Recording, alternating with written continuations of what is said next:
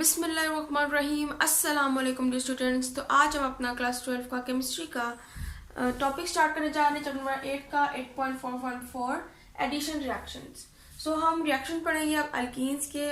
इसके अलावा आगे जो मजीद रिएक्शन है हमारे पास, जैसे ऑक्सीडेशन है, पॉलीमराइजेशन है, तो हम उनको स्टडी करेंगे अल्कीन्स में। तो सबसे पहले आज हम स्टार्ट करने जा रहे हैं एडिशन रिएक्शंस को। तो उसमें सबसे पहले हम करेंगे addition of hydrogen in alkenes, यानी कि हम अल्कीन्स में हाइड्रोजन ऐड करेंगे तो फिर हमारे पास क्या होगा, एक रिएक्शन बनके तैयार हो जाएगा। ठीक है, अब ये हमारे पास एक रिएक्शन है जिसके अंदर क्या कर रहे हैं, बेसिकली हाइड्रोजनेशन कर रहे हैं, क्योंकि हमें पता है कि जब हम हाइड्रोजन को किसी चीज में ऐड करते हैं तो वो हमारे पास क्या होती है, हाइड्रोजनेशन। तो मैं लिख सकती हूँ कि मेरे पास क्या है, हाइड्रोजनेशन का प्रोसेस है।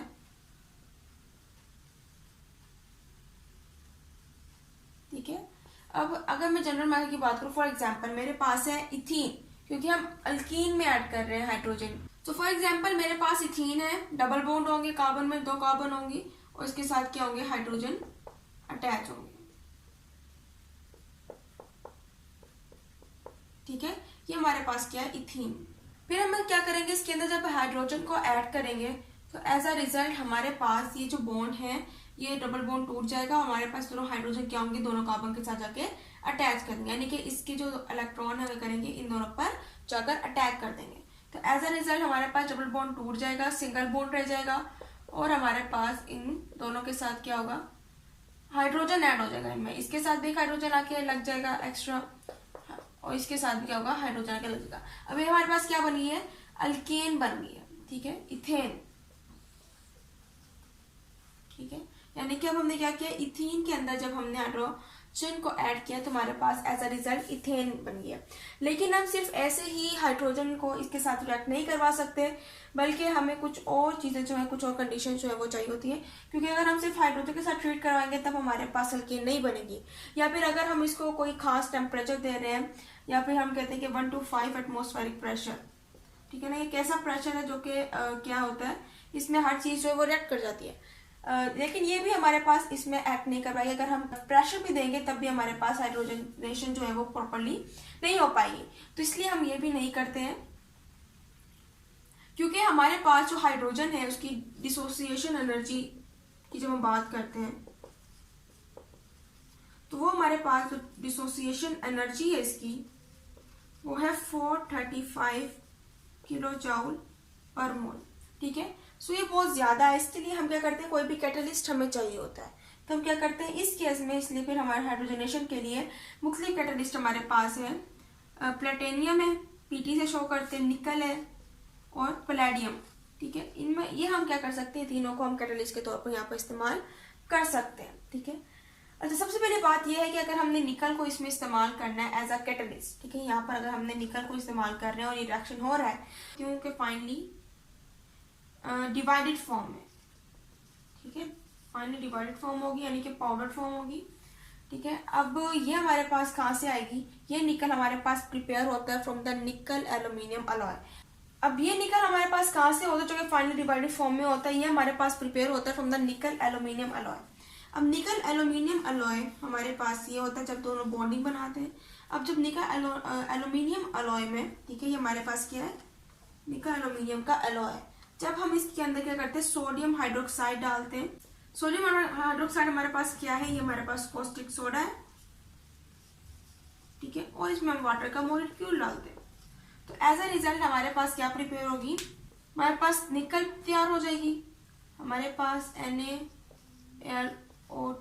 इसके अलावा हमारे पास क्या हो जाएगा, हाइड्रोजन निकल आएगा। ठीक है, और अगर हमने इसको बैलेंस करना है तो हमारे पास यहाँ पर हाइड्रोजन जो है वो किस फॉर्म में होगा, 3/2 की फॉर्म में होगा। 3/2H2।